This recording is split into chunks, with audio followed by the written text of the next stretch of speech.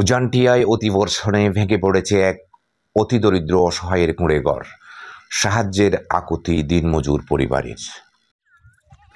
১ June রাত আনুমানিক ৯ ঘটিকার সময় প্রবল বর্ষণে কক্সবাজারের পেকুয়া উপজেলার উজানটিয়া ইউনিয়নের ৭ নং ওয়ার্ডের গোদারপাড় এলাকায় মনির হোসেন নামের এক দিনমজুরের বসতঘর ধসে পড়েছে তার ঘুমন্ত শিশু সন্তান ও স্ত্রীর উপর। এতে সামান্য আহত হলেও নিরাপদে আছেন পরিবারের ৫ সদস্য। ঘুম জানার পরে মেয়েটি ঘুমের মধ্যে হঠাৎ করে গেল চল পড়ি পয়েন্টার গার উপরে পড়ি প্রশ্ন পারি শিক্ষারাই আর বুঝুরি হালিয়ে না হয়ে দূরের মধ্যে বাহার আশেপাশে মানুষ আইয়ে না বিয়াগুনে বেড়া সিরিয়ে না লাগে শরীরের মধ্যে শিক্ষারাই আর কিছুক্ষণ হয়তো কিন্তু গাছ পরিয়ে নিয়ে আসবো যেতে গাছ পর্যন্ত উপরে না কর বাচ্চার সঙ্গে আর গার উপরে বেড়া হয়ে যায় থা নিয়ে না লাগে মানুষ আইয়ে না সিরিয়ে না লাগে ধর ৪-৫ দিন ধরে বৃষ্টি দিয়ে তারপরে উপরে নাড়া দিবি ঘর মাঝে দলা তলা তুলে দিবি ঘর বাঁধিস না পারি কষ্টের কারণে বৃষ্টি যখন দিয়ে ঘর সাপ খাই তারপরে ঘুম গিয়ে ঘর করিব দেখি জানি না আল্লাহর হুকুম আছে ঘর করিয়ে নে আর গার উপরে কইছি খাস ঘরে একদিন ঘরে জিয়ান পাই ২ মিনিট করে হনবত চলি কষ্ট বিষ্ট করি। মেরামত গরিবের মতো সামর্থ্য আছে না? গরিবের মেরামত গরিবের সামর্থ্য থাকি দেখি ঘরের হাম লাগছেন না সামর্থ্য নাই যে তৈরি হাম থাকছে ঘর। আমার নাম মোশাররফা বেগম। স্বামীর নাম? স্বামীর নাম মোহাম্মদ মনির হোসেন।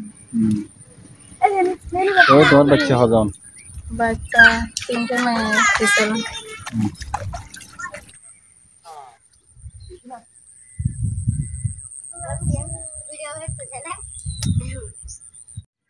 জানা যায়, ঘটনার সময় মনির হোসেন নিজের ঘরে ছিলেন না। বর্তমানে তিনি চট্টগ্রাম শহরে রিকশা চালিয়ে কোনোমতে জীবিকা নির্বাহের চেষ্টা করছেন। তিনি যখন যে কাজ পায় করে কোনোমতে পরিবারের ভরণ পোষণ করছেন। অতি দরিদ্র শ্রেণী হওয়ায় তার ঘরটি মেরামত করতে পারছেন না হেতু ঘরটি পূর্ব থেকেই জরাজীর্ণ ছিল। মানে এই অসহায় পরিবারটি স্থানীয় ওয়ার্ড জামাতের সভাপতি শওকত ওসমানের বাড়িতে অস্থায়ীভাবে আশ্রয় নিয়েছেন। আমি শওকত ওসমান, উজানটিয়া ইউনিয়নের ৭ নম্বর ওয়ার্ডের অধিবাসী। মনির হোসেনের বাড়িটা গত রাত্রে বৃষ্টির সময় অনেকক্ষণ ধরে বৃষ্টি দেওয়ার কারণে বাড়ি ওদের গায়ের উপরে, তখন ওদের কান্নাকাটির শব্দ শুনে আমরা প্রতিবেশীরা গিয়ে দেখি ওদের গায়ের উপরে চালটা পড়ে আছে, বাড়িটা সম্পূর্ণ বাড়িটা ওদের গায়ের উপরে পড়ে আছে। তখন আমরা ওখানে গিয়ে চালগুলো কেটে ওদেরকে ওখান থেকে উদ্ধার করে নিয়েছি। কোনো রকম বড় ধরনের কোনো আহত হয় নাই। তারা সামর্থ্য না থাকার কারণে বাড়িটা মেরামত করতে পারে না। মনির হচ্ছে অত্যন্ত একজন অসহায়। উনি দিনমজুরির কাজ করে, দিনে আনি দিনে খাই। তো ওনার সামর্থ্য না থাকার কারণে বাড়িটা মেরামত করতে না পেরে এখন বর্ষার মৌসুম কাজ না পেয়ে ওখানে বাড়িতে স্ত্রী সন্তান রেখে গিয়ে উনি শহরে গেছে রিক্সা চালানোর জন্য। ছেলে মেয়েদেরকে সহ ওনার মনিরের স্ত্রীকে নিয়ে আসি আমার বাড়িতে রাখছি এই পর্যন্ত। এরকম সামর্থ্য নাই যে ওনার বাড়িটা মেরামত করে কোনো রকম থাকার মতো অবস্থা করবে। এ বিষয়ে পেকুয়ার ইউএনওর সঙ্গে যোগাযোগ করা হলে তিনি বলেন, ঘটনাটি অত্যন্ত দুঃখজনক। আমরা বিষয়টি গুরুত্বের সাথে বিবেচনা করে যথাযথ সহায়তা দেওয়ার চেষ্টা করব। এলাকার সর্বস্তরের মানুষ এই অসহায় পরিবারটির জন্য মানবিক দিক বিবেচনা করে বসবাসের উপযোগী একটি ঘর তৈরি করতে সবাইকে এগিয়ে আসার আহ্বান জানান।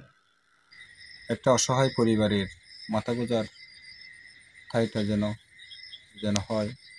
সমাজের হৃদয়বান ব্যক্তিরা যদি একটু এগিয়ে আসে মানবতার কল্যাণে, হয়তো ওরা এই বর্ষার মৌসুমে ছেলে মেয়েদেরকে নিয়ে বাড়িতে থাকার মতো একটা পরিবেশ যদি আমরা সৃষ্টি করে দিতে পারি, তাহলে এই অসহায় পরিবারের জন্য একটা